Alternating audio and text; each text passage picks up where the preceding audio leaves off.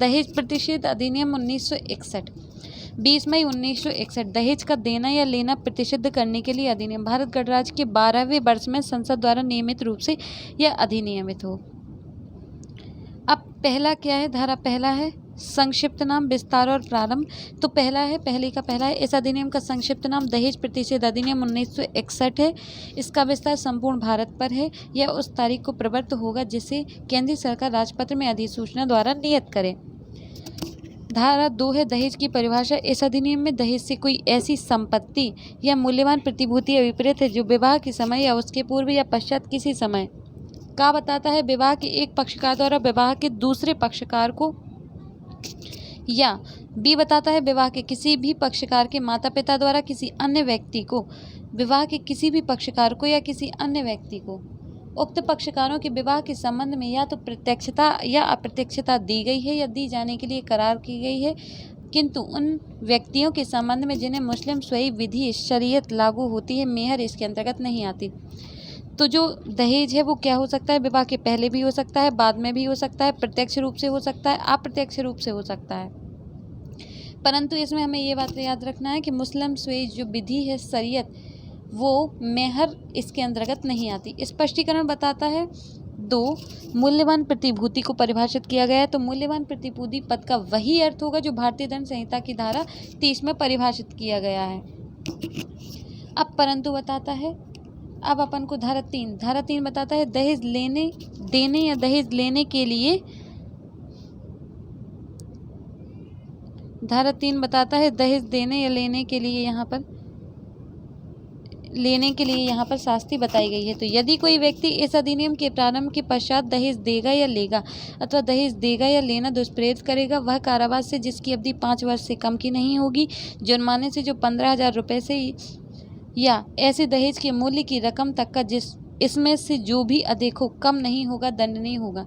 यदि कोई दहेज लेगा या देगा उसके लिए दुष्प्रेरित करेगा, वह किस्तें 5 वर्ष तक के कारावास से, 5 वर्ष से कम की नहीं होगी तो कारावास हो सकेगा, और 15,000 रुपये तक का क्या हो सकता है, जुर्माना भी हो सकता है। ऐसे दहेज के मूल्य की रकम तक का, और जुर्माना कैसा हो सकता है, 15,000 रुपये से ऐसे दहेज की मूल्य की रकम तक का, इनमें से जो भी अधिक हो। मतलब दहेज की रकम ज़्यादा थी तो वो, या 15,000 रुपये ज़्यादा है उससे तो वो, दहेज का जो मूल्य था उससे या तो 15,000 रुपये ज़्यादा है तो वो 15,000 रुपये तक का लिया जा सकता है, या फिर 15,000 से ज़्यादा का दहेज लिया था तो उतने तक का क्या है, यहाँ पर जुर्माना अधिरोपित किया जा सकता है।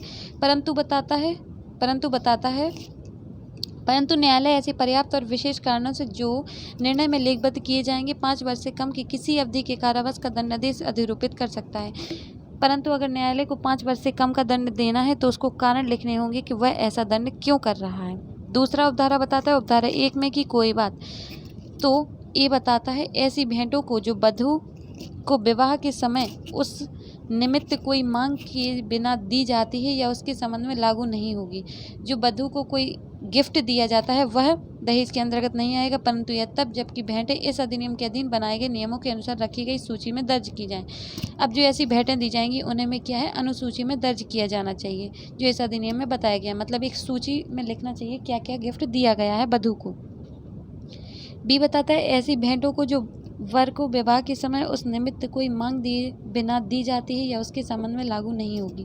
तो ऐसी भेंट मतलब ऐसा गिफ्ट जो वधू को दी जाती है तो पहले में बता दिया, ऐसा गिफ्ट जो वर को दी जाती है वो दूसरा बताता है, दहेज नहीं होगा। परंतु इसमें भी क्या है, परंतु ये भी कहता है कि इसे क्या है, सूची में लिखना चाहिए कि वर को क्या गिफ्ट दिया गया है। परंतु यह और जहाँ ऐसी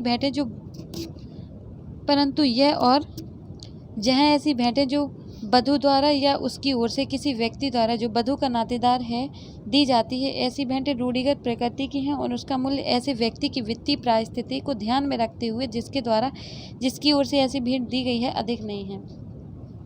तो जो भेंट है वो बहुत ज़्यादा अधिक नहीं होनी चाहिए, बहुत ज़्यादा मूल्य की नहीं होना चाहिए वित्तीय स्थिति की, मतलब जो उसकी हैसियत है वो अपनी हैसियत से ज़्यादा गिफ्ट नहीं देना चाहिए, तब ये दहेज की कैटेगरी में नहीं आएगी। अब है धारा 4, दहेज मांगने के लिए शास्ति। तो दहेज मांगने के लिए शास्ति यदि कोई व्यक्ति यथास्थिति वधू या वर के माता पिता या अन्य नातेदार या संरक्षक से किसी दहेज की प्रत्यक्ष रूप से या अप्रत्यक्ष रूप से मांग करेगा, वह कारावास से जिसकी अवधि 6 मास से कम की नहीं होगी, किंतु जो वर्ष तक की हो 2 वर्ष तक की हो सकेगी, जुर्माने से जो 10,000 रुपये तक का हो सकेगा, दंड नहीं होगा। दहेज मांगेगा जो कोई दहेज मांगेगा वो 6 से 2 वर्ष तक कारावास से दंडित किया जा सकेगा और 10,000 तक का जुर्माना अधिरोपित किया जा सकेगा। परंतु न्यायालय ऐसे पर्याप्त और विशेष कारणों से जिन निर्णय में उल्लेखित किए जाएंगे 6 मास से कम की किसी अवधि के कारावास का दंडादेश अधिरोपित कर सकता है। अगर न्यायालय 6 मास से कम का कोई दंड देना चाहता है तो वह कारण को लिखते हुए 6 मास से कम का दंड अधिरोपित कर सकता है। अब है 4A। तो धारा 4A कहती है विज्ञापन पर पाबंदी। 4A कहता है कि विज्ञापन पर पाबंदी। तो विज्ञापन पर पाबंदी, यदि कोई व्यक्ति अपने पुत्र या पुत्री या किसी अन्य नातेदार के विवाह के प्रतिफल स्वरूप किसी समाचार पत्र, नियतकालिक पत्रिका, जर्नल या किसी अन्य माध्यम से अपनी संपत्ति या किसी धन के अंश या दोनों के किसी कारोबार या अन्य हित में किसी अंश की प्रस्थापना करेगा। बी बताता है खंड का में निर्दिष्ट कोई विज्ञापन मुद्रित करेगा, प्रकाशित करेगा या प्रचालित करेगा तो वह कारावास से जिसकी अवधि 6 मास से कम की नहीं होगी, किंतु जो 5 वर्ष तक की हो सकेगी, या जुर्माने से जो 15,000 रुपये तक का हो सकेगा, दंड नहीं होगा। जो विज्ञापन प्रकाशित करेगा कि हमें देखो दहेज में इतना ये मिला है, ये मिला है, ये भेंट मिली है, तो वो एक तरीके से विज्ञापन करेगा। तो जो कोई विज्ञापन करेगा वो क्या करेगा, उसे जुर्माना भी अधिरोपित होगा और कारावास। तो 5 वर्ष तक का, 6 मास से 5 वर्ष तक का उसे क्या है, कारावास हो सकता है और जुर्माना जो 15,000 रुपये तक का हो सकता है, दंडित किया जाएगा। परंतु इसमें भी वही बात है, यदि न्यायालय चाहता है तो पर्याप्त और विशेष कारणों से जिन निर्णय में लिखे जाएंगे 6 मास से कम की किसी अवधि का कारावास दिया जा सकता है न्यायालय के द्वारा। 5 कहता है दहेज देने या लेने के लिए करार का शून्य होना। अगर दहेज देने या लेने के लिए कोई करार किया गया है तो वो ऐसा करार क्या होगा, शून्य होगा। ये धारा 5 बताती है। धारा 6 है दहेज का पत्नी या उसके वारिसों के फायदे के लिए होना।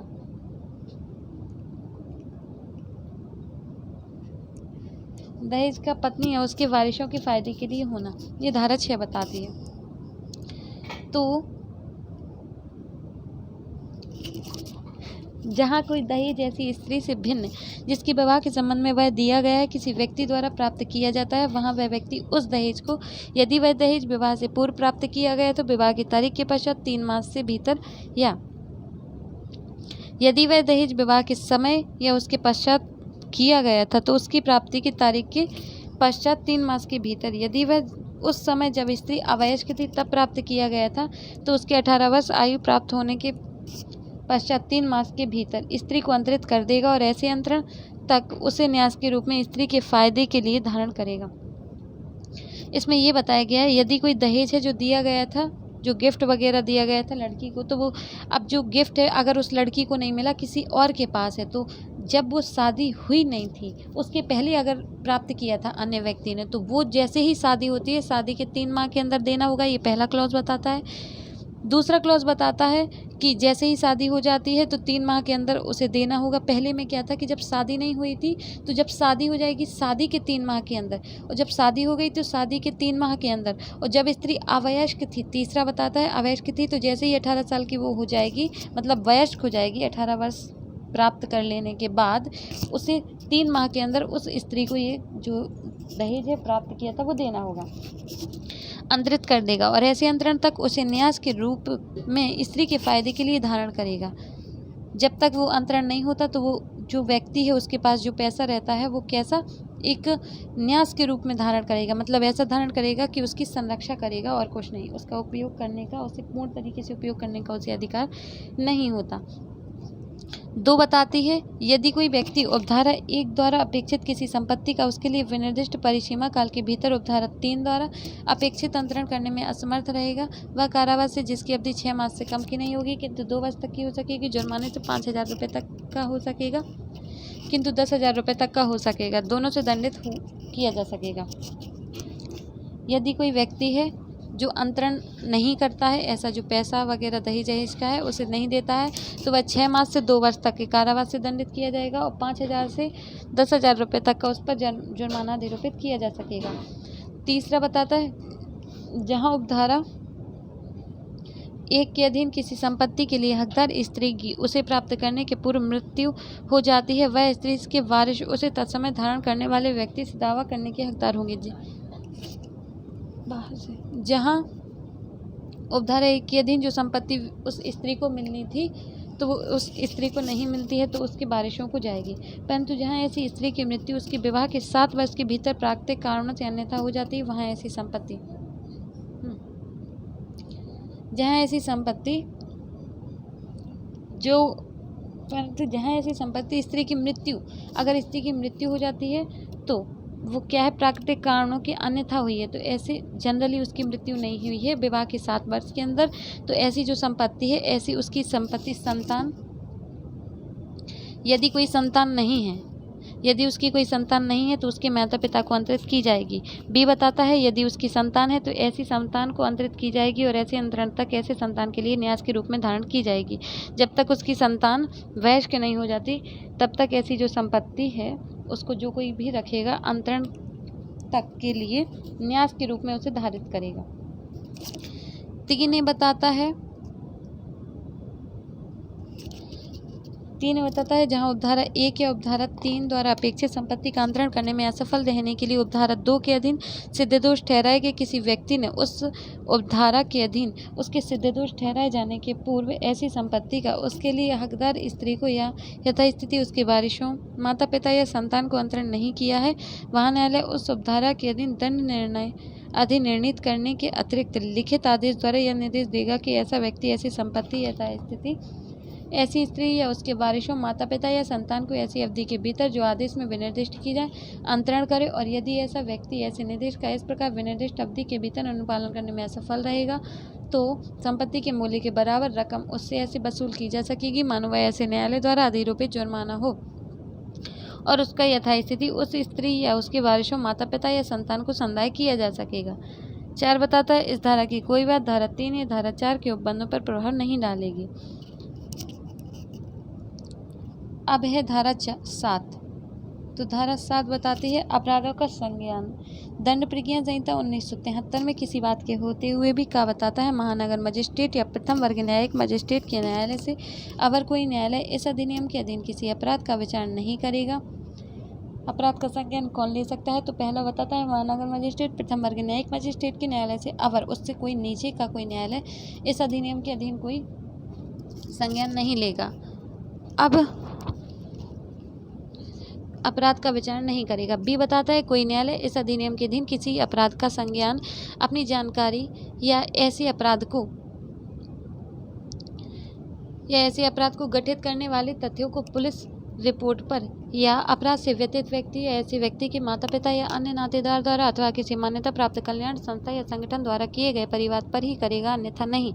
सी बताता है महानगर मजिस्ट्रेट या प्रथम वर्ग न्यायिक मजिस्ट्रेट के लिए यह विधिपूर्ण होगा कि वह इस अधिनियम के अधीन किसी अपराध के लिए सिद्ध दोष ठहराए गए किसी व्यक्ति के विरुद्ध इस अधिनियम द्वारा प्राधिकृत कोई दंडादेश पारित करे।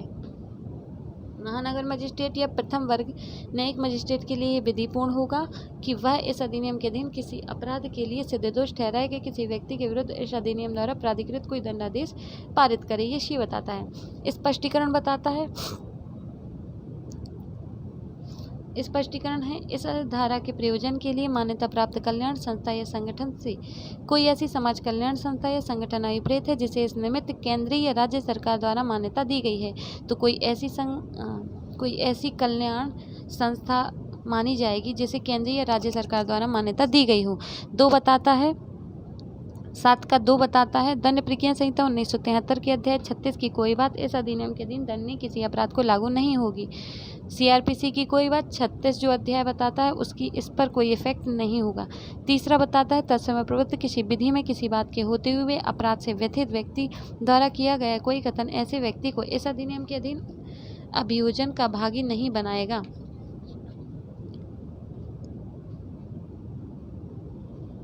अभियोजन का भागी तत्समय प्रवृत्त किसी विधि में किसी बात के होते हुए अपराध से व्यथित व्यक्ति द्वारा किया गया कोई कथन ऐसे व्यक्ति को इस अधिनियम के दिन अभियोजन का भागी नहीं बनाएगा।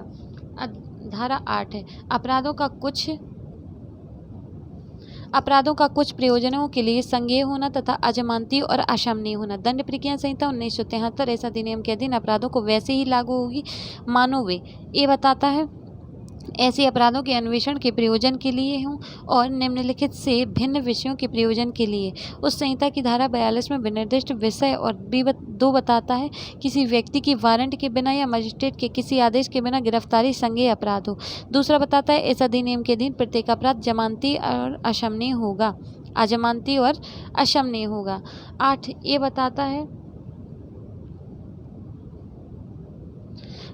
ये बताता है कुछ मामलों में सबूत का भार, जहां कोई व्यक्ति धारा 3 के अधीन कोई दहेज लेने या दहेज का लेना दुष्प्रेरित करने के लिए धारा 4 के अधीन दहेज मांगने के लिए अभियोजित किया जाता है, वहां यह साबित करने का भार उसी पर होगा कि उन धाराओं के अधीन कोई अपराध नहीं किया गया है। 8B बताता है, दहेज प्रतिषेध अधिकारी। राज्य सरकार उतने दहेज प्रतिषेध अधिकारी नियुक्त कर सकेगी जितने वह ठीक समझे और वे क्षेत्र विनिर्दिष्ट कर सकेगी जितने बाबत वे अपनी अधिकारिता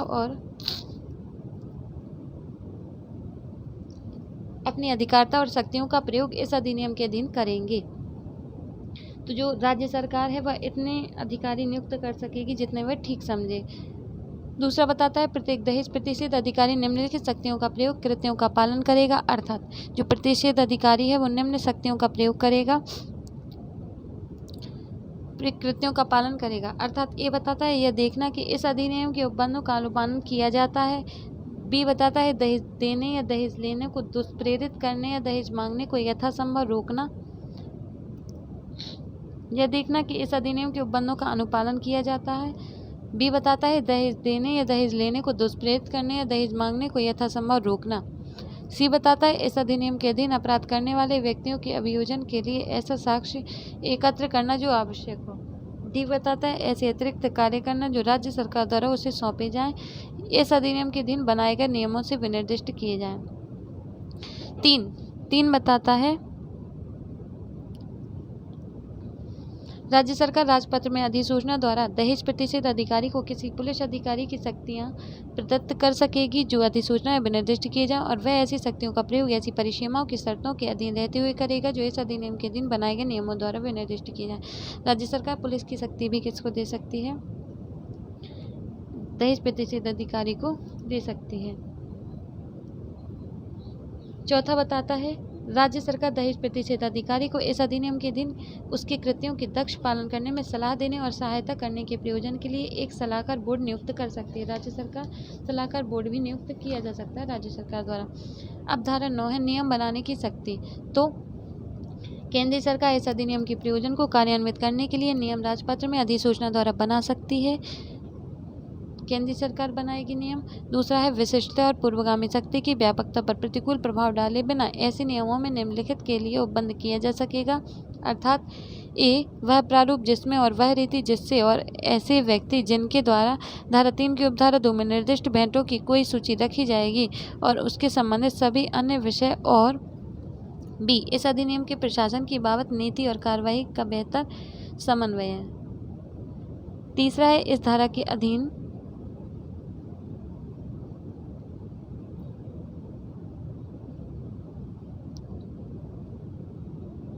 इस धारा के अधीन बनाए गए प्रत्येक नियम बनाए जाने के पश्चात यथाशीघ्र संसद के प्रत्येक सदन के समक्ष जब वह सत्र में हो 30 दिन की अवधि के लिए रखा जाएगा। यह अवधि एक सत्र में अथवा 2 या अधिक अनुक्रमिक सत्रों में पूरी हो सकेगी यदि उस सत्र के या पूर्वोक्त अनुक्रमिक सत्रों के ठीक बाद के सत्र के अवसान के पूर्व दोनों सदन उस नियम में कोई परिवर्तन करने के लिए सहमत हो जाएं, तो तत्पश्चात वह ऐसे परिवर्तित रूप में भी प्रभावी होगा यदि उक्त अवसान के पूर्व दोनों सदन सहमत हो जाएं कि वह नियम नहीं बनाया जाना चाहिए, तो तत्पश्चात वह निष्प्रभावी हो जाएगा। किंतु नियम की ऐसी परिवर्तित या निष्प्रभाव होने की से उसके अधीन पहले की गई किसी बात विधिमान्यता पर प्रतिकूल प्रभाव नहीं पड़ेगा।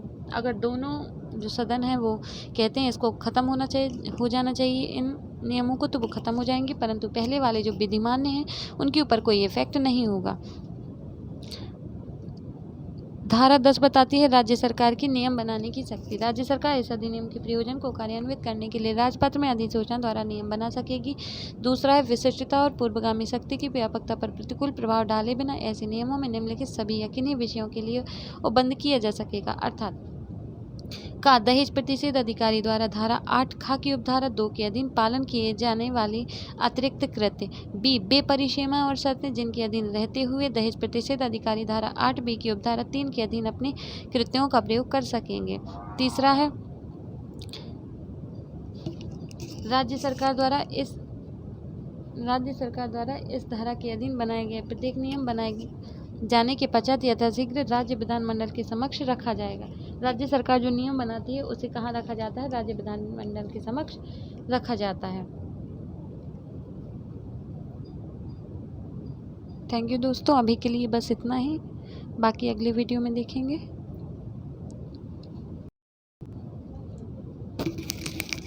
दहेज प्रतिषेध वर वधू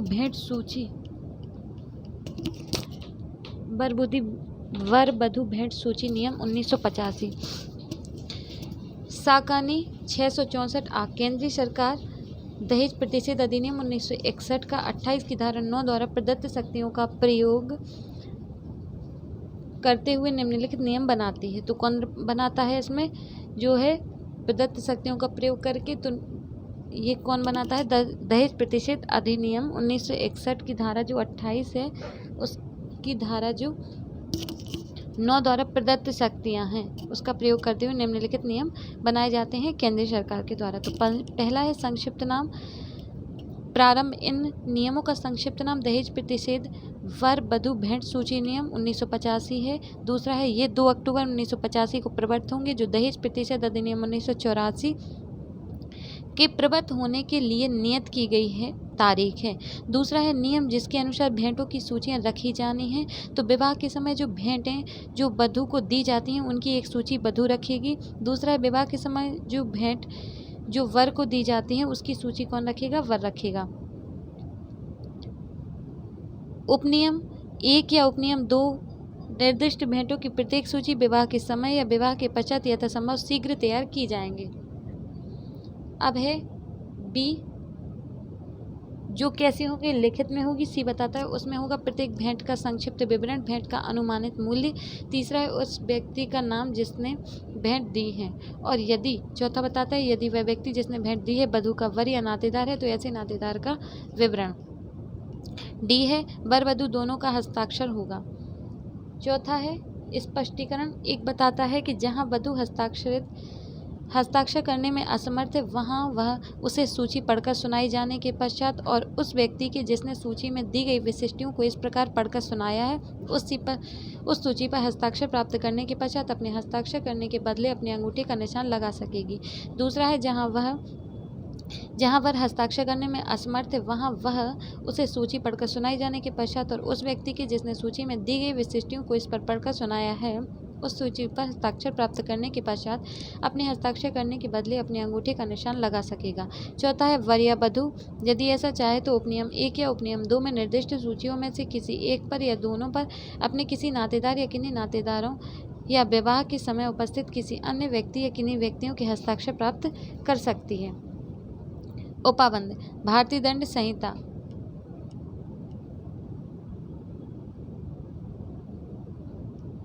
अब है उपाबंध।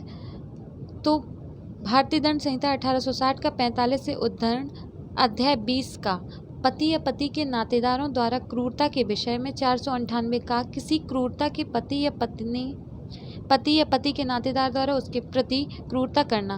तो जो कोई किसी स्त्री का पति या पति का नातेदार होते हुए ऐसी स्त्री के प्रति क्रूरता करेगा वह कारावास से जिसकी अवधि 3 वर्ष तक की हो सकेगी दंडित किया जा सकेगा, जुर्माने से भी दंडनीय होगा। स्पष्टीकरण। इस धारा के प्रयोजन के लिए क्रूरता से निम्नलिखित अभिप्रेत है: जानबूझकर किया गया कोई आचरण जो ऐसी प्रकृति का है जिससे उस स्त्री को आत्महत्या करने के लिए प्रेरित करने को या उस स्त्री के जीवन अंग या स्वास्थ्य को जो चाहे मानसिक हो या शारीरिक गंभीर क्षति या खतरा कारित करने की संभावना है, या किसी स्त्री को इस दृष्टि से तंग करना कि उसको या उसके किसी नातेदार को किसी संपत्ति या मूल्यवान प्रतिभूति की कोई मांग पूरी करने के लिए किया जाए या किसी स्त्री को इस कारण तंग करना कि उसका कोई नातेदार ऐसी मांग पूरी करने में असफल रहा है। अब है दंड प्रक्रिया संहिता 1973-74 का 2 से उद्धरण। 174 आत्महत्या आदि पर पुलिस का जांच करना और रिपोर्ट देना। जब पुलिस थाने के भाषाध्यक्ष अधिकारी या राज्य सरकार द्वारा उस निमित्त विशेषतया सशक्त किए गए किसी अन्य पुलिस अधिकारी को यह इत्तला मिलती है कि किसी व्यक्ति ने आत्महत्या कर ली है अथवा कोई व्यक्ति किसी अन्य व्यक्ति द्वारा या जीव जंतु द्वारा या किसी यंत्र द्वारा या दुर्घटना द्वारा मारा गया है अथवा कोई व्यक्ति ऐसी परिस्थितियों में मरा है जिनसे उचित रूप से यह संदेह होता है कि किसी अन्य व्यक्ति ने कोई अपराध किया है, तो वह मृत्यु समीक्षा करने में सशक्त निकटतम कार्यपालक मजिस्ट्रेट को तुरंत उसकी सूचना देगा। किसे देगा? कार्यपालक मजिस्ट्रेट को सूचना देगा। और जब तक राज्य सरकार द्वारा विहित किसी नियम द्वारा या जिला या उपखंड मजिस्ट्रेट के किसी साधारण या विशेष आदेश द्वारा अन्यथा निर्दिष्ट न हो, वह उस स्थान को जाएगा जहां ऐसे मृत व्यक्ति का शरीर है और वहां पड़ोस के 2 या अधिक प्रतिष्ठित निवासियों की उपस्थिति में अन्वेषण करेगा। मृत्यु के दृश्यमान कारण की रिपोर्ट तैयार करेगा जिसमें ऐसे घावों, अस्थि भंगों, नीलों और क्षति के अन्य चिन्हों का जो शरीर पर पाए जाए वर्णन होगा। यह कथन होगा कि ऐसे चिन्ह किस प्रकार से और किस आयुध का उपकरण द्वारा यदि कोई हो किए गए प्रतीत होते हैं। दूसरा है उस व्यक्ति पर ऐसे पुलिस अधिकारी और अन्य व्यक्तियों द्वारा या उनमें से इतनों द्वारा जो उससे सहमत हैं हस्ताक्षर किए जाएंगे और वह जिला मजिस्ट्रेट या उपखंड मजिस्ट्रेट को तत्काल भेज दी जाएगी।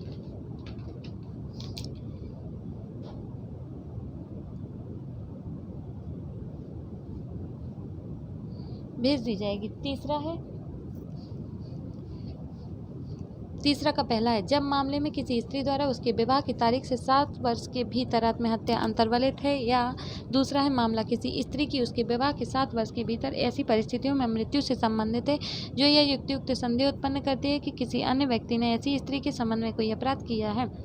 तीसरा है मामला किसी स्त्री की उसके विवाह के 7 वर्ष के भीतर मृत्यु से संबंधित है और उस स्त्री के किसी नातेदार ने उस निमित्त निवेदन किया है, या चौथा है मृत्यु के कारण की बाबत कोई संदेह है, या पांचवा किसी अन्य कारण पुलिस अधिकारी ऐसा करना समीचीन समझता है।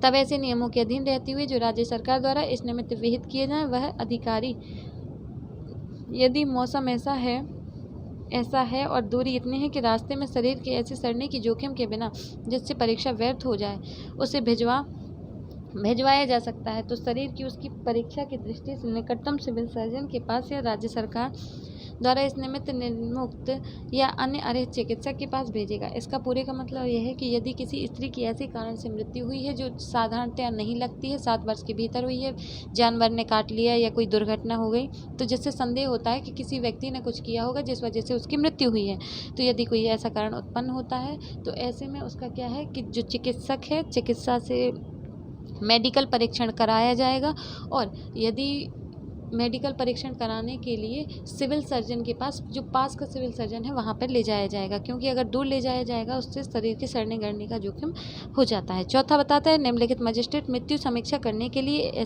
सशक्त हैं, अर्थात कोई जिला मजिस्ट्रेट या उपखंड मजिस्ट्रेट राज्य सरकार द्वारा जिला मजिस्ट्रेट या निमित्त विशेषता सशक्त किया गया कोई कार्यपालक मजिस्ट्रेट, तो कोई जिला मजिस्ट्रेट या उपखंड मजिस्ट्रेट और राज्य सरकार द्वारा जिला मजिस्ट्रेट जो जिसे नियुक्त किया गया और विशेषता कोई कार्यपालक मजिस्ट्रेट क्या कर सकता है, मृत्यु समीक्षा करने के लिए सशक्त हैं ये लोग। 176 बताता है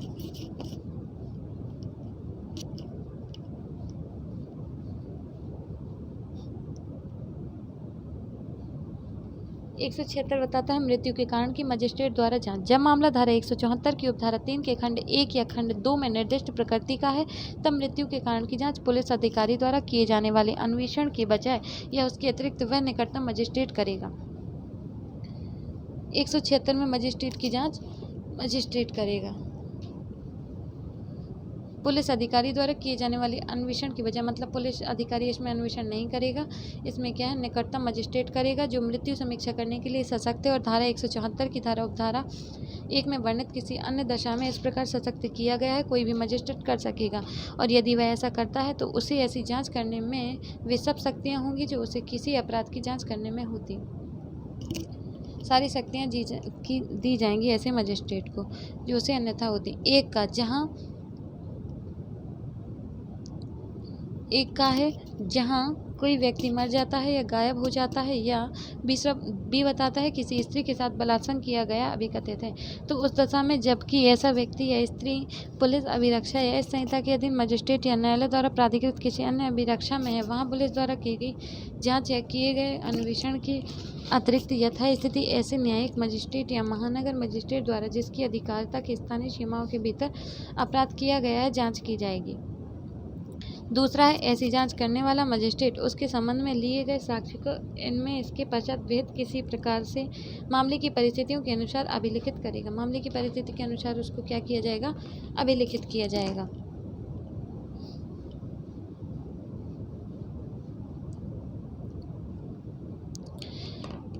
जब कभी ऐसे मजिस्ट्रेट के विचार में यह समीचीन है कि ऐसे व्यक्ति के जो पहले ही गाड़ दिया गया है मृत शरीर की इसलिए परीक्षा की जाए कि उसकी मृत्यु के कारण का पता चले, तब मजिस्ट्रेट उस शरीर को निकलवा सकता है और उसकी परीक्षा करा सकता है। चौथा है, जहाँ कोई जांच इस धारा के अधीन की जानी है वहाँ मजिस्ट्रेट जहाँ कहीं साध्य मृतक के उन नातेदार को जिनके नाम से पते ज्ञात हैं इत्तला देगा और उन्हें जांच के समय उपस्थित रहने की अनुज्ञा देगा। पाँचवां है, उपधारक 1 का के अधीन यथास्थिति जांच या अन्वेषण करने वाला न्यायिक मजिस्ट्रेट या महानगर मजिस्ट्रेट या कार्यपालक मजिस्ट्रेट या पुलिस अधिकारी किसी व्यक्ति की मृत्यु के 24 घंटे के भीतर उसकी परीक्षा किए जाने की दृष्टि से शरीर को निकटतम सिविल सर्जन या अन्य अर्हित चिकित्सक को जो इस निमित्त राज्य सरकार द्वारा नियुक्त किया गया हो भेजेगा, जब तक कि लेखबद्ध किए जाने वाले कारणों से ऐसा करना संभव न हो। स्पष्टीकरण, इस धारा में नातेदार पद से माता पिता, संतान, भाई बहन और पति या पत्नी अभिप्रेत हैं। नातेदार के अंतर्गत कौन कौन माता पिता, संतान, भाई बहन, पति या पत्नी अभिप्रेत हैं? 198 का भारतीय दंड संहिता की धारा 498 का के अधीन अपराधों का अभियोजन। कोई न्यायालय भारतीय दंड संहिता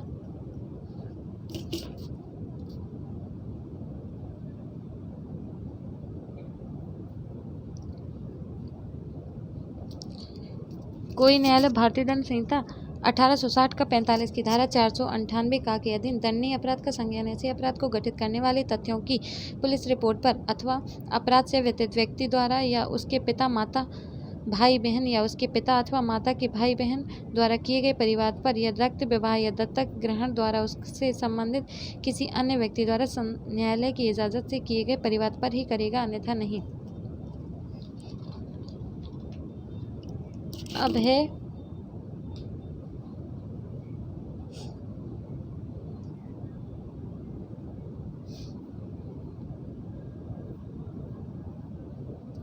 मध्य प्रदेश दहेज प्रतिषेध नियम 2004 तो क्रमांक F 10/9/2003 50(2) दहेज प्रतिषेध अधिनियम 1961 का सा 28 की धारा 8 खा की उपधारा 2 के खंड घा के साथ पठित धारा 10 की उपधारा 1 तथा 2 द्वारा प्रदत्त शक्तियों को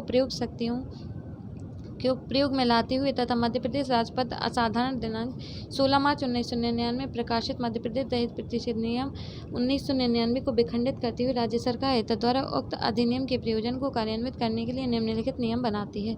अर्थात पहला है संक्षिप्त नाम प्रारंभ। इन नियमों का संक्षिप्त नाम मध्य प्रदेश दहेज प्रतिषेध नियम 2004 है।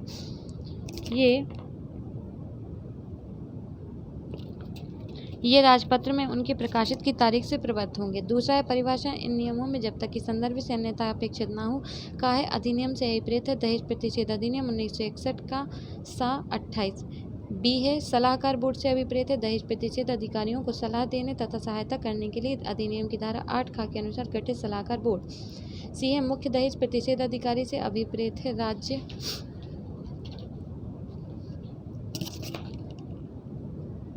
मुख्य दहेज प्रतिषेध अधिकारी से अभिप्रेत है राज्य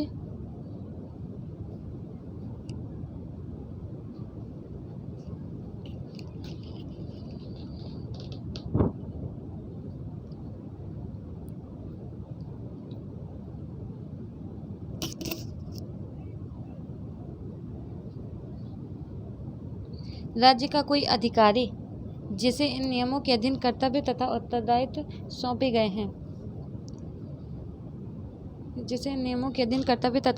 सौंपे गए हैं डी है दहेज प्रतिषेध अधिकारी से अभिप्रेत है अधिनियम की धारा 8 ख के अधीन राज्य सरकार द्वारा इस रूप में नियुक्त कोई अधिकारी। ई है परिवीक्षा अधिकारी से अभिप्रेत है अपराधी परिवीक्षा अधिनियम 1958 के अधिनियुक्त कोई परिवीक्षा अधिकारी। एफ है पुलिस अधिकारी से अभिप्रेत है राज्य पुलिस विभाग का कोई अधिकारी। जी है मान्यता प्राप्त कल्याणकारी संस्था या संगठन से अभिप्रेत है अधिनियम की धारा 7 की उपधारा 1 के स्पष्टीकरण के अधीन इस रूप में मान्यता प्राप्त कोई संस्था या संगठन। एच है जिला मजिस्ट्रेट तथा परिवाद का वही अर्थ होगा जो दंड प्रक्रिया संहिता 1973 में उनके लिए क्रमशः दिया गया है। आइए उन राज्यों तथा अभिव्यक्तियों का जिनका इन नियमों में प्रयोग किया गया है किंतु परिभाषित नहीं किया गया है वही अर्थ होगा जो उन्हें अधिनियम में क्रमशः समनिर्देशित किया गया है। तीसरा है धारा 3 है दहेज प्रतिषेध अधिकारी की अधिकारिता। वह क्षेत्र जिसके बारे में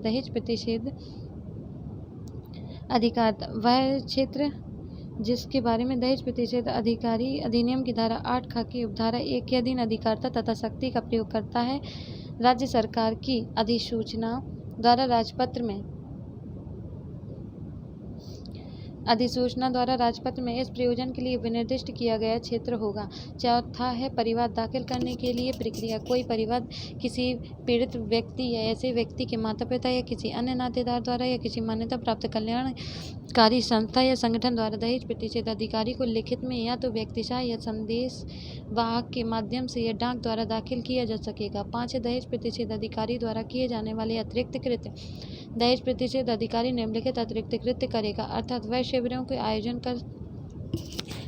का आयोजन कर जनसंपर्क विभाग पंचायत समिति तथा अन्य मीडिया के माध्यम से प्रचार तथा जनता में दहेज के विरुद्ध चेतना पैदा करने को तथा दहेज के विरुद्ध स्थानीय लोगों को सम्मिलित करने का प्रयास करेगा। 2 है वह यह सुनिश्चित करने के लिए इस अधिनियम या उसके अधीन बनाए गए नियमों के उपबंधों का उल्लंघन तो नहीं हो रहा है आकस्मिक जांच पड़ताल तथा विवेकशील जांच करेगा। 3 है वह अधिनियम के अधीन किसी भी अपराध के लिए विवाह के पक्षकारों में से किसी पक्षकार या पीड़ित व्यक्ति या किसी अन्य व्यक्ति या संगठन के परिवाद प्राप्त करेगा। 4 है वह अधिनियम के प्रयोजन के लिए समस्त परिवादों जांचों तथा उसके परिणामों और उससे संबंधित अन्य सुसंगत जानकारी अभिलेखित करने के लिए विहित प्रारूप 1 में एक रजिस्टर रखेगा। वह प्रत्येक अलग अलग मामलों के लिए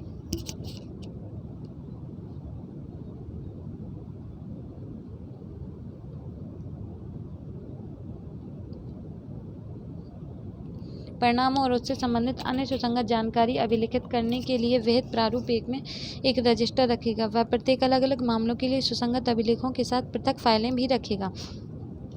5वां बताता है वह सलाहकार बोर्ड के सदस्य सचिव संयोजक के रूप में कार्य करेगा। वह सलाहकार बोर्ड के सदस्यों से आवश्यक सलाह और सहायता के लिए नियमित संपर्क बनाए रखेगा। वह जिला मजिस्ट्रेट या राज्य सरकार द्वारा इस प्रयोजन के लिए प्राधिकृत किसी अन्य व्यक्ति को जब भी आवश्यक हो अधिनियम के प्रवर्तन से संबंधित समस्त कार्यकलापों के बारे में जानकारी देगा।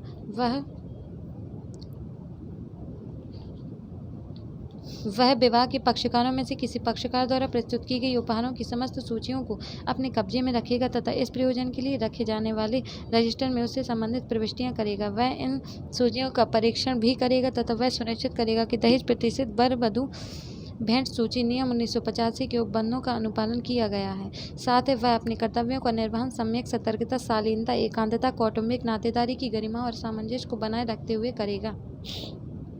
8 है उसका दृष्टिकोण प्रथमतः निवारक तथा उपचारक होगा तथा अभियोजन की सिफारिश तभी करेगा या अभियोजन का सहारा तभी लेगा जब समस्त उपाय तथा निर्देश प्रभावहीन हो जाएं या पक्षकार नियत समय के भीतर आदेशों और निर्देशों का अनुपालन करने में असफल रहे। 9 है उसके द्वारा प्राप्त प्रत्येक परिवाद अनुक्रमांकित किया जाएगा तथा इन नियमों के उपाबद्ध प्रारूप क्रमांक 2 में रजिस्टर में सम्यक रूप से रजिस्ट्रीकृत किया जाएगा।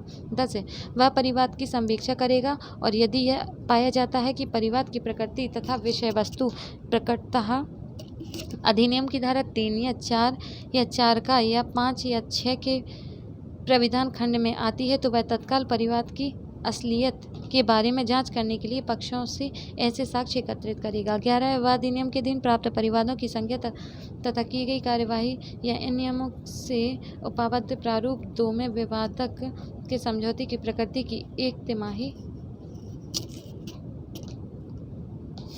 7 हो गया।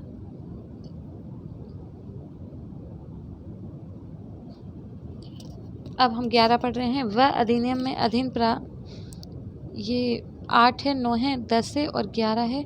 11 वह अधिनियम के अधीन प्राप्त परिवादों की संख्या तथा की गई कार्यवाही या इन नियमों से उपाबद्ध प्रारूप 2 में विवादक के समझौते की प्रकृति की 1 तिमाही रिपोर्ट मुख्य दहेज प्रतिषेध अधिकारी को भेजेगा। वह ऐसे ब्यौरे या रिपोर्ट जैसे कि मुख्य दहेज प्रतिषेध अधिकारी या राज्य सरकार द्वारा समय समय पर अपेक्षा की जाए भेजेगा।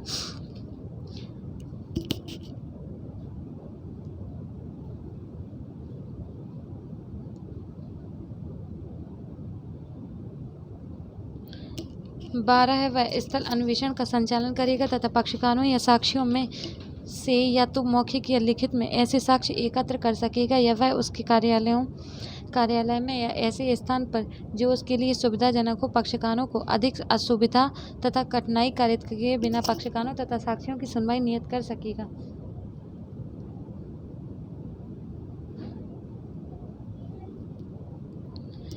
13 है वह इन नियमों से संलग्न प्रारूप 3 में शिकायतों की सुनवाई के लिए पक्षकारों तथा साक्षियों को तारीख, समय तथा स्थान की प्रज्ञापना करेगा तथा सूचना की तामील करेगा। 14 प्रत्येक याचिका पर उसकी प्राप्ति की तारीख से 1 मास के भीतर जांच और सुनवाई की जाएगी तथा उस पर निष्कर्ष लिया जाएगा। 15 है जहां शिकायत या याचिका की सुनवाई के लिए नियत तारीख पर या किसी अन्य तारीख पर जिसको सुनवाई स्थगित की जा सकती हो शिकायतकर्ता या याचिकाकर्ता उपस्थित नहीं होता है तो दहेज प्रतिषेध अधिकारी स्वाविवेकानुसार व्यतिक्रम या सुनवाई के लिए शिकायत या याचिका या तो खारिज कर सकेगा या उसके गुणागुण के आधार पर निष्कर्ष निकाल सकेगा जो कि प्रकरण फाइल में अभिलिखित किया जाएगा। 16 है वह इस अधिनियम के अधीन प्राप्त शिकायतों याचिकाओं या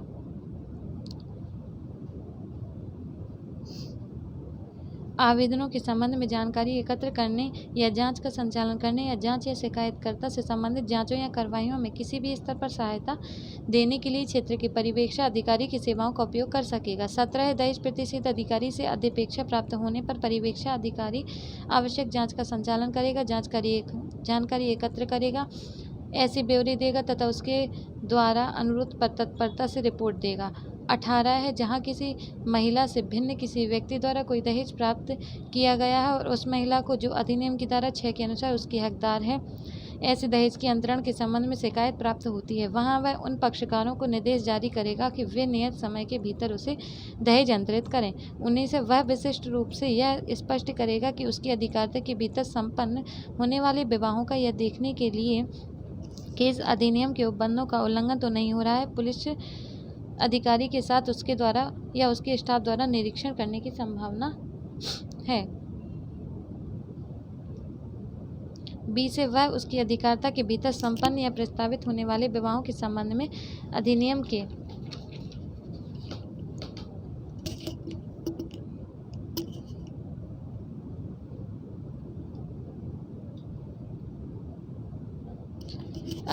उपबंधों के अनुपालन के बारे में आवश्यक जांच करेगा। 21 वह उतने विवाहों की संख्या के बारे में जो उसकी अधिकारिता में संपन्न हुए हों उपयुक्त साधनों द्वारा यह सुनिश्चित तथा पुष्ट करेगा कि क्या इस अधिनियम के उपबंधों का पालन किया जा रहा है या उल्लंघन तो नहीं किया जा रहा है।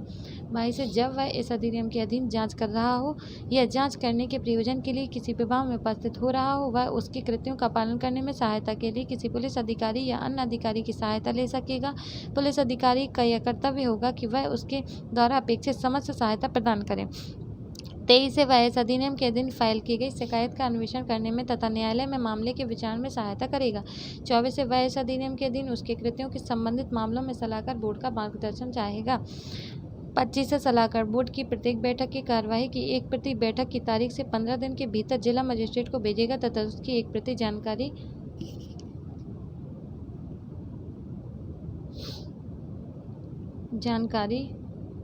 आवश्यक कार्यवाही के लिए राज्य सरकार को भेजेगा। और 26 वह ऐसे अन्य कर्तव्यों का भी पालन करेगा जैसा कि उसे राज्य सरकार द्वारा इस बारे में समनिर्देशित किया जाए। 6 मुख्य दहेज प्रतिषेध अधिकारी की नियुक्ति का तरीका, कर्तव्य तथा कृत्य। राज्य सरकार संबंधित विभाग के वरिष्ठ अधिकारी को संपूर्ण राज्य में दहेज प्रतिषेध से संबंधित कार्य का प्रशासन तथा समन्वय करने के लिए मुख्य दहेज प्रतिषेध अधिकारी के रूप में पदावैत करेगी। राज्य सरकार संबंधित विभाग के वरिष्ठ अधिकारी को संपूर्ण राज्य में दहेज प्रतिषेध संबंधित कार्य का प्रशासन करने के लिए समन्वय करने के लिए मुख्य दहेज प्रतिषेध अधिकारी के रूप में पदावैत करेगी। दूसरा है मुख्य दहेज प्रतिषेध अधिकारी दहेज प्रतिषेध अधिकारियों के कार्यों का समन्वय करेगा तथा दहेज प्रथा को रोकने के लिए जनता के बीच चेतना और जागृति उत्पन्न करने के लिए उत्तरदायी होगा। दहेज प्रथा की बुराई के उन्मूलन की दृष्टि से कार्यक्रम बनाएगा। तीसरा है मुख्य दहेज प्रतिषेध अधिकारी अधिनियम के कार्यान्वयन की प्रगति तथा संबंधित विषयों पर तथा ऐसी सांख्यिकी आंकड़े पर जैसा कि राज्य सरकार द्वारा समस्या पर उपेक्षा की जाए एक वार्षिक रिपोर्ट तैयार करने और प्रस्तुत करने के लिए उत्तरदायी होगा।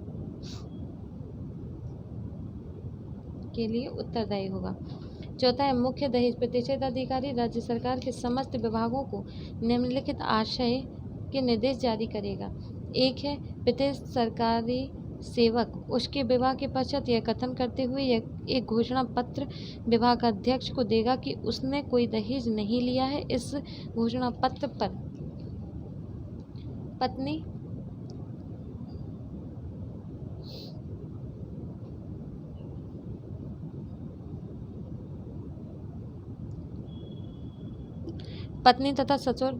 पत्नी पति तथा ससुर द्वारा हस्ताक्षरित किए जाएंगे। 2 है वर्ष में किसी विनिर्दिष्ट दिन को दहेज प्रतिषेध दिवस के रूप में मनाया जाएगा। 3 है स्कूल तथा महाविद्यालयों तथा अन्य संस्थाओं में विद्यार्थियों को दहेज नहीं लेने या देने की शपथ दिलाना। 7 है विवाह के पक्षकारों में से किसी पक्षकार द्वारा उपहारों की सूची प्रस्तुत करना। विवाह के पक्षकारों में से कोई पक्षकार या माता पिताओं में से कोई माता पिता या उनमें से कोई एक विवाह की तारीख से 1 मास के भीतर दहेज संबंधित प्रतिषेध अधिकारी को दहेज प्रतिषेध बरवटू बेटी भेंट सूची नियम 1985 के अनुसार तैयार की गई उपहारों की सूची की एक प्रति देगा। 8 है अपराधियों के अभियोजन हेतु प्रक्रिया। दहेज प्रतिषेध अधिकारी द्वारा अन्वेषण के कई शिकायतों के समस्त मामलों में जहां यह प्रथम दृष्टया निष्कर्ष निकलता है कि अपराध किया गया है वहां अपराधियों के अभियोजन हेतु अभिलिखित किए गए कथनों कार्रवाइयों से संबंधित समस्त दस्तावेजों तथा उसके संक्षिप्त निष्कर्षों की रिपोर्ट सक्षम मजिस्ट्रेट को प्रस्तुत करेगा। यह रिपोर्ट दंड प्रक्रिया संहिता 1973 की धारा 173 के अधीन रिपोर्ट समझी जाएंगी। 9 है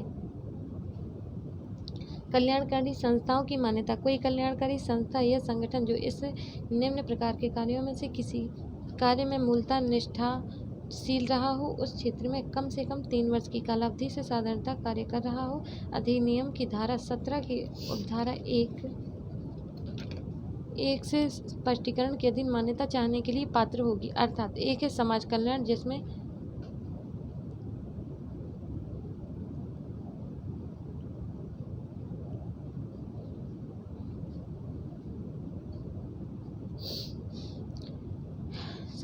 जिसमें महिलाओं के देखरेख संरक्षण प्रशिक्षण सम्मिलित हैं।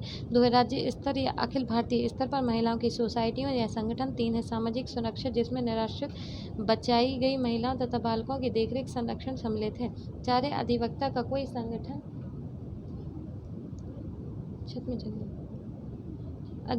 कोई संगठन जो इस सामाजिक बुराई के उन्मूलन का इच्छुक हो।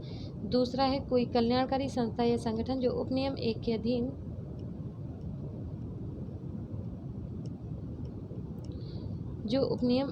अधीन पात्र हो तथा मान्यता प्राप्त करने का इच्छुक है। इन नियमों से संलग्न प्रारूप 4 में निर्देशों और विधियों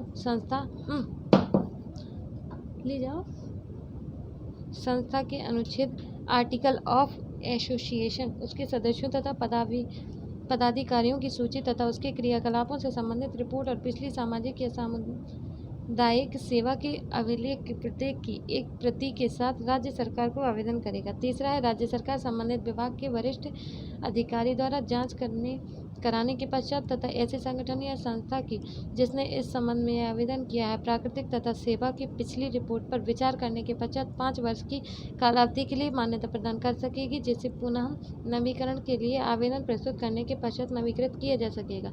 4 है मान्यता के प्रमाण पत्र के नवीकरण के लिए आवेदन नियम 9 के उपनियम 2 में भेद की गई रीति में इन नियमों से उपापत्ति प्रारूप 5 में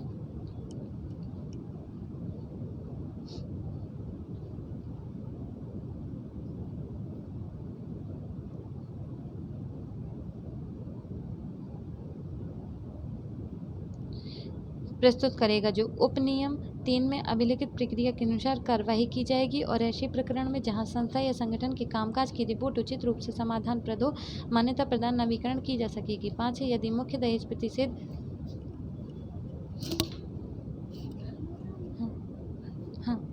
नहीं नहीं, दहेज यदि मुख्य दहेज प्रतिषेध अधिकारी द्वारा या अन्यथा संस्था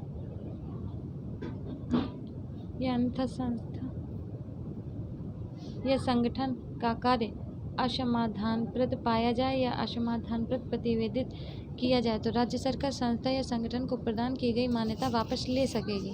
10 सीमाएं तथा शर्तें जिसके अधीन दहेज प्रतिषेध अधिकारी पुलिस अधिकारी की शक्तियों का प्रयोग कर सकेगा।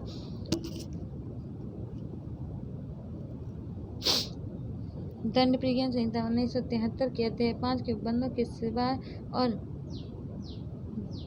व्यक्ति को बिना वारंट के गिरफ्तार करने की शक्ति को छोड़कर दहेज प्रतिषेध अधिकारी को सक्षम मजिस्ट्रेट के समक्ष रिपोर्ट के अन्वेषण तथा रिपोर्ट प्रस्तुत करने के प्रयोजन के लिए उक्त संहिता के अधीन पुलिस अधिकारी की शक्तियां प्राप्त होंगी।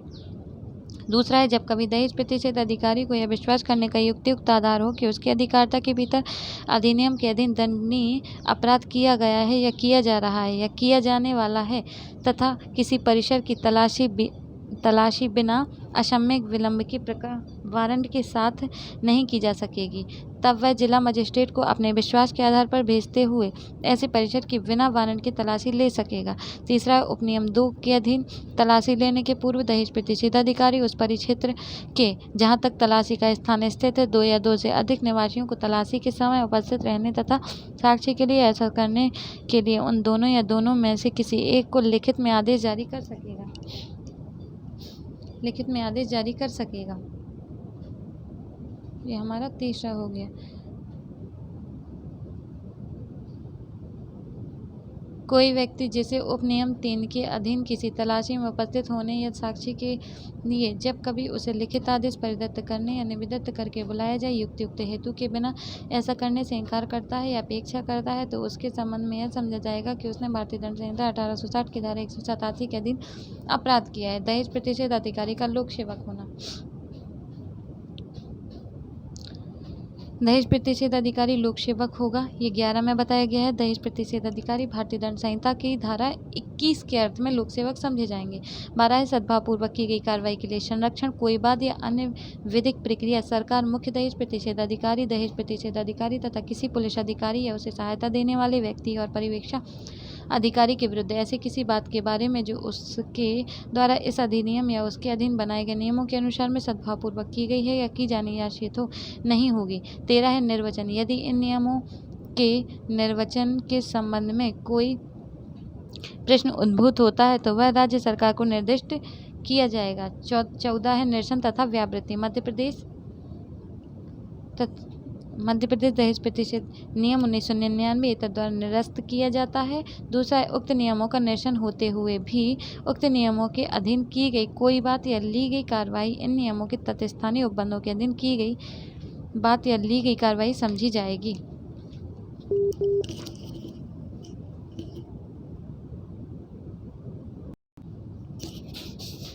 अब ओटी देखते हैं। तो पहला है, दहेज प्रतिषेध अधिनियम 1961 की उद्देशिका के अनुसार इस अधिनियम को अधिनियमित किया गया तो दहेज का देना या लेना प्रतिषिद्ध करने के लिए। दूसरा है, दहेज प्रतिषेध अधिनियम 1961 का विस्तार है संपूर्ण भारत पर।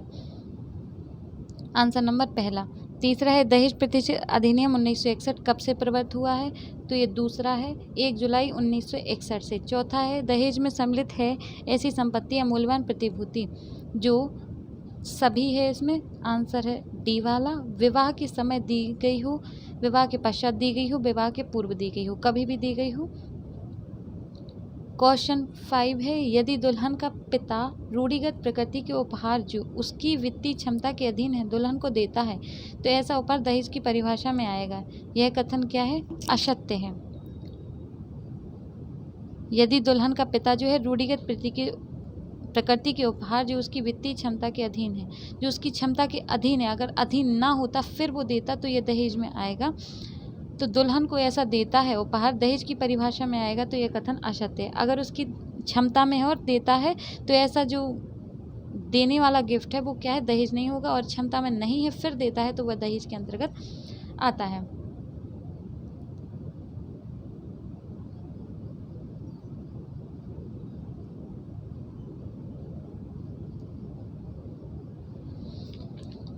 क्वेश्चन नंबर छठवां है दहेज प्रतिषेध अधिनियम 1961 के अंतर्गत दहेज शब्द से सम्मिलित है, तो डी वाला आंसर है। एक दलित द्वारा अपनी पुत्री को वर के साथ विवाह करने हेतु वर द्वारा दिया गया धन 1961 के अंतर्गत दहेज शब्द में सम्मिलित है, तो एक दलित द्वारा अपनी पुत्री को वर के साथ विवाह करने हेतु वर द्वारा दिया गया धन इसमें आएगा। तो क्वेश्चन नंबर 7, दहेज प्रतिषेध अधिनियम के अंतर्गत इनमें से कौन सा दहेज नहीं माना जाता है? तो मूल्यवान प्रतिभूति एक पक्ष द्वारा दूसरे पक्ष को बच्चे के जन्म पर प्रदान किया जाना ये दहेज के अंतर्गत नहीं आता है। निम्न में से कौन सा कथन असत्य है? तो जिन पर मुस्लिम स्वयं विधि लागू होती है उसका मेहर भी दहेज में सम्मिलित है, ये गलत है। मेहर दहेज में नहीं आता है। क्वेश्चन नंबर 9 है दहेज प्रतिषेध अधिनियम के अंतर्गत कौन सा एक अपराध नहीं है? तो मेहर तय करना ये अपराध नहीं है। दहेज लेना अपराध है, दहेज देना अपराध है, दहेज की मांग करना अपराध है। दहेज लेना देना दहेज प्रतिषेध अधिनियम 1961 के अंतर्गत किस धारा के अंतर्गत दंडनीय है?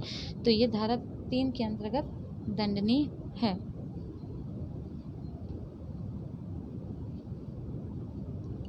दहेज देने या लेने अथवा इसका दुष्प्रयोग करने वाले के लिए दहेज प्रतिषेध अधिनियम में कितना दंड विहित किया गया है? तो कारावास जो 5 वर्ष से कम का नहीं होगा, 15,000 रुपये या दहेज के मूल्य की रकम तक का जुर्माना जो भी अधिक हो। 12 है निम्न में से कौन सा कथन सत्य है? तो दहेज देने या दहेज लेने वाले को न्यायालय 5 वर्ष से कम की किसी अवधि के कारावास का दंडादेश निर्णय में लेखबद्ध किए जाने वाले पर्याप्त और विशेष कारणों से दे सकेगा। 13 है विवाह के समय प्राप्त उपहारों की सूची बनाने के उपबंध की प्रकृति है, तो वर वधू के लिए आज्ञापक ये आ है। यदि वर के मामा ने वधू के चाचा से दहेज की मांग की है तो यह दहेज प्रतिषेध अधिनियम 1961 की किस धारा के अंतर्गत होगा? धारा 4 के अंतर्गत।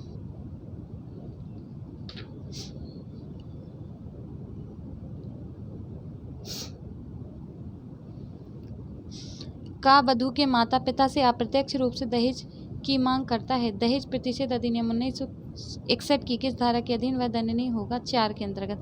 यदि कोई व्यक्ति यथास्थिति वधू या वर के माता पिता या अन्य नातेदार या संरक्षक से किसी दहेज की प्रत्यक्ष रूप से या अप्रत्यक्ष रूप से मांग करेगा वह दंडनीय होगा। कारावास से जिसकी अवधि 6 मास से कम की नहीं होगी किंतु 2 वर्ष तक की हो सकेगी, और जुर्माने से जो 10,000 रुपये तक का हो सकेगा। निम्न में से कौन सा कथन सत्य है? दहेज मांगने वाले को न्यायालय या 6 मास से कम की किसी अवधि के कारावास का दंडादेश दे सकता है, निर्णय में लेखबद्ध किए जाने वाले पर्याप्त और विशेष कारणों से दे सकेगा। 18 है का अपनी पुत्री के विवाह के उपलक्ष्य में अपनी संपत्ति में से एक अंश देने का प्रस्ताव एक समाचार पत्र के माध्यम से एक विज्ञापन द्वारा करता है। दहेज प्रतिषेध अधिनियम 1961 की किस धारा के अंतर्गत यह दंडनीय होगा? तो 4A के अंतर्गत। 19 है यदि कोई व्यक्ति अपने पुत्र या पुत्री या किसी अन्य नातेदार के विवाह के प्रतिफल स्वरूप किसी समाचार पत्र, नियतकालिक पत्रिका, जनरल या किसी अन्य माध्यम से अपनी संपत्ति या किसी धन के अंश या दोनों से के किसी कारोबार का अन्य हित में किसी अंश की प्रस्थापना करेगा वह दंडनीय होगा। कारावास से जिसकी अवधि 6 मास से कम की नहीं होगी किंतु 5 वर्ष तक की हो सकेगी, और जुर्माने से जो 15,000 रुपये तक का हो सकेगा।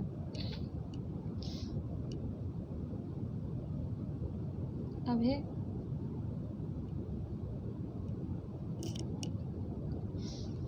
Question number 20। एक उद्योगपति ने एक विज्ञापन छपवाया कि जो कोई उसकी अंधी पुत्री से विवाह करेगा को उसकी संपत्ति का आधा भाग दिया जाएगा। क्या उसने कोई अपराध किया है? दहेज प्रतिषेध अधिनियम 4A के अंतर्गत उसने विज्ञापन का अपराध किया है। 21 से दहेज देने या लेने के लिए करार होगा 05 के अंतर्गत, धारा 5 बताती है। 22 से दहेज देने या लेने के लिए करार 0 है, दहेज प्रतिषेध अधिनियम की धारा 5 के अंतर्गत। जहाँ कोई दहेज ऐसी स्त्री से भिन्न जिसके विवाह के संबंध में वह दिया गया है किसी व्यक्ति द्वारा प्राप्त किया जाता है, वहाँ वह व्यक्ति उस दहेज को अंतरित करेगा स्त्री को।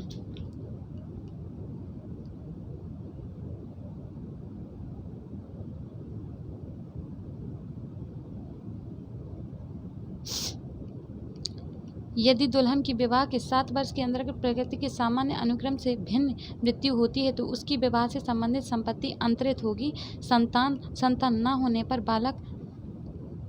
पर पालक दोनों सही हैं। संतान न होने पर पालक, ठीक है, हाँ ये डी वाला सही है। 25 से दहेज प्रतिषेध अधिनियम की धारा 6 के अनुसार यदि कोई दहेज ऐसी स्त्री से भिन्न है तो वह व्यक्ति उस दहेज को यदि वह दहेज विवाह पूर्व प्राप्त किया गया था तो उस स्त्री को अंतरित कर देगा। विवाह की तारीख के पश्चात 3 मास के भीतर दहेज प्रतिषेध अधिनियम 1961 के अंतर्गत किए गए अपराध का संज्ञान ले सकेगा पुलिस रिपोर्ट एवं परिवाद पर। 27 से अपराधों के संज्ञान के संबंध में निम्न में से कौन सा कथन सत्य है? तो उपरोक्त सभी कथन सही हैं कि महानगर मजिस्ट्रेट या प्रथम वर्ग न्यायिक मजिस्ट्रेट के न्यायालय से अवर कोई न्यायालय इस अधिनियम के अधीन किसी अपराध का विचारण नहीं करेगा।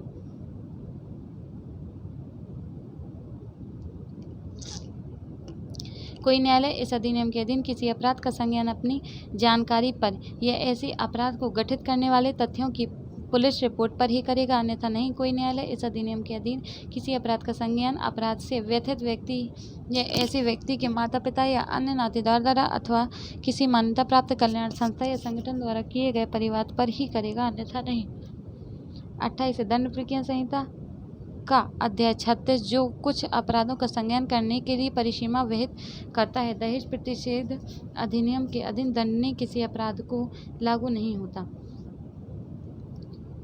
29 दहेज प्रतिषेध अधिनियम 1961 की किस धारा के अनुसार दंड प्रक्रिया संहिता 1973 इस अधिनियम के अंतर्गत अपराधों पर ऐसे अपराधों का अन्वेषण करने के प्रयोजन के लिए ऐसे लागू होगा? मानो वे संज्ञेय अपराध हो तो धारा 8 दहेज प्रतिषेध अधिनियम के अंतर्गत अपराध है तो अशमनीय अपराध है।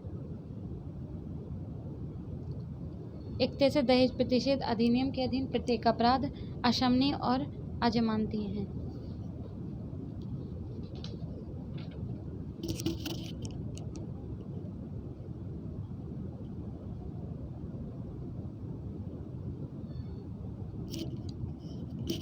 दहेज प्रतिषेध अधिनियम के अधीन धारा 3 के संबंध में विचारण के समय प्रमाण का भार किस पर होता है? जिस व्यक्ति के विरुद्ध अभियोजन हो। 33 दहेज प्रतिषेध अधिकारी की नियुक्ति का प्रावधान दहेज प्रतिषेध अधिनियम की धारा कौन सी करती है? तो धारा 8B करती है, 8 ख करती है। 34 दहेज प्रतिषेध अधिनियम 1961 की किस धारा के अंतर्गत दहेज प्रतिषेध अधिकारी की नियुक्ति होती है? तो 8B। दहेज प्रतिषेध अधिनियम की नियुक्ति की जाती है राज्य सरकार द्वारा। दहेज प्रतिषेध अधिनियम की जो दहेज प्रतिषेध अधिकारी की नियुक्ति की जाती है राज्य सरकार द्वारा, ये 35 बोलता है।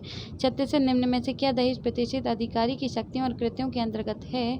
तो उपरोक्त सभी। यह देखना कि दहेज प्रतिषेध अधिनियम के उपबंधों का अनुपालन किया जाता है, दहेज देने या दहेज लेने को दुष्प्रेरित करने या दहेज मांगने को यथासंभव रोकना। सी है इस अधिनियम के अधीन अपराध करने वाले व्यक्तियों के अभियोजन के लिए ऐसा साक्ष्य एकत्र करना जो आवश्यक हो।